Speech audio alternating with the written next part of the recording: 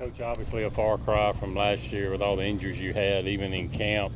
Janari went down, and not long after that, Dylan went down. But just, your thoughts on that depth chart right now at safety and where you guys are. Right now, all those guys from the first group with Fred Peters and Colin Duncan and Jalen Green and Jay Jemison's coming in and doing some stuff, Sean Preston, Dylan Lawrence, CJ, and Kyle Cass. So those guys have been doing a good job. The same thing what I've been talking about is just trying to make sure that we concentrate on getting better each and every day and trying to eliminate as much inconsistency as possible. But those guys are coming along and working each other and doing a good job there. How's that transition been for Jay and Kyle? I know when they came here, they played some corner. Obviously, Jay played a lot of corner last year.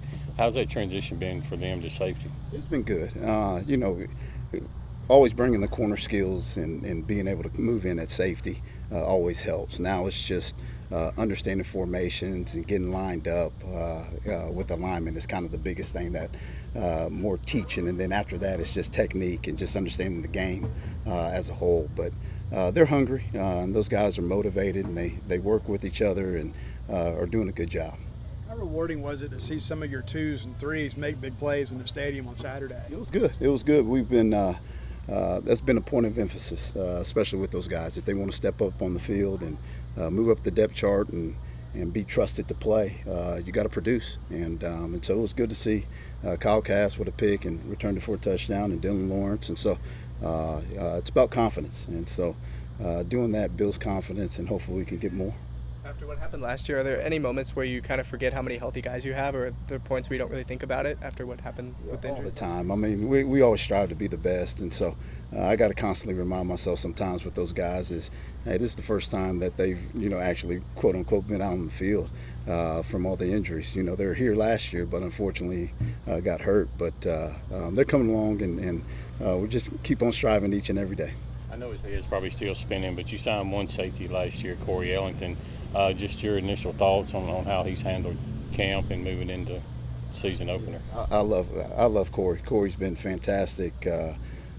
Just a listener and soaking everything in, just with technique and alignments and understanding that. And he's going to be a really good ball player.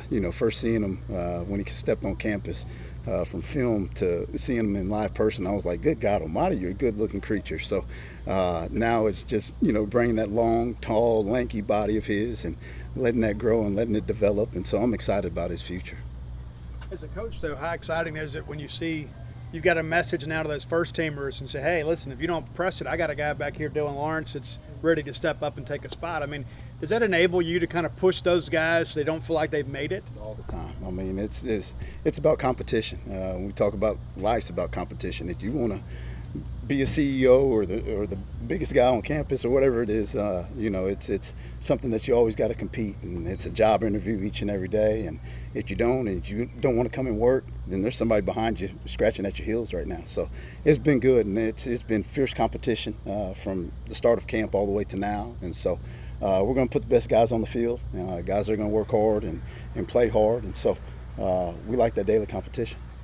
Last year, what was like the lowest point as far as the numbers that you guys had? Not specifically the numbers, but when in the season was that, and what was that like? I believe maybe the Missouri or I'm sorry, maybe the Vanderbilt late in the season. So I thought I was going to have to suit back up and go in and play a little bit, but luckily we didn't get all the way down there. But that was probably the lowest point right there.